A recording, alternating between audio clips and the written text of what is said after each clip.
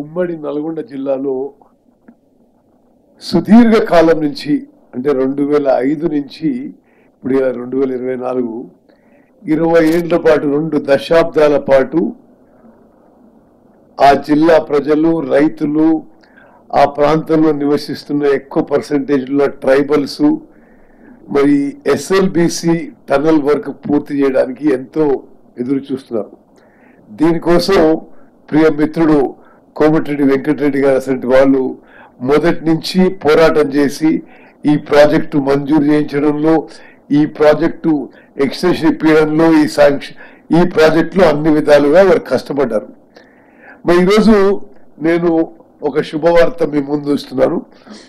SLBC tunnel works కి revise estimates గా 4,637 కోట్ల రూపాయలు ఈ ప్రభుత్వం మంజూరు చేస్తూ మరి ఆ ఏజెన్సీ ఏవైతే ఆ పని చేస్తున్నారో మరి వాళ్ళకి మేము 2 ఏళ్లలో పని పూర్తి చేయాలని చెప్పి వారికి డిమాండ్ చేయడం జరుగుతుంది, ఆదేశాలు ఇవ్వడం జరుగుతుంది.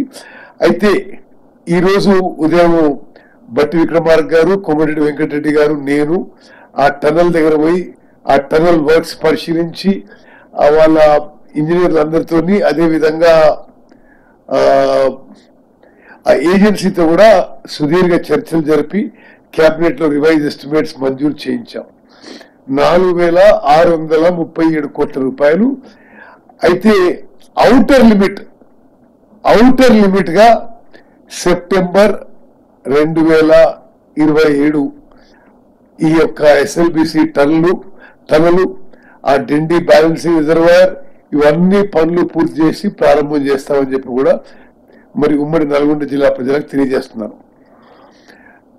ఎస్ఎల్బిసి టనల్ ఒక చారిత్రాత్మక అభివృద్ధి కార్యక్రమం ఎందుకు కాబోతుందంటే శ్రీశైలం డెడ్ స్టోరేజ్ నుంచి, శ్రీశైలం కంప్లీట్లీ డెడ్ స్టోరేజ్ నుంచి ప్రతిరోజు 4,000 క్యూసెక్ల నీళ్లు వస్తాయి. సంవత్సరానికి 30 టీఎంసీల నీళ్లు వస్తాయి.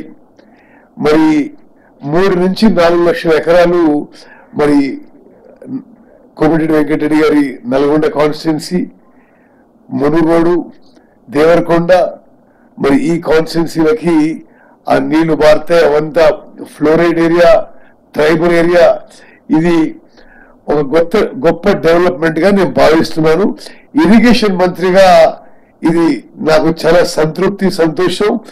ఎందుకంటే ఎస్ఎల్బిసి టనల్ గురించి ఇది పూర్తి చేయించాలి, ఇది చాలా చాలా ఒక సూటబుల్లీ డిజైన్ ప్రాజెక్ట్ అని మేము ఎప్పటి నుంచో కళ్ళు అంటున్నాం.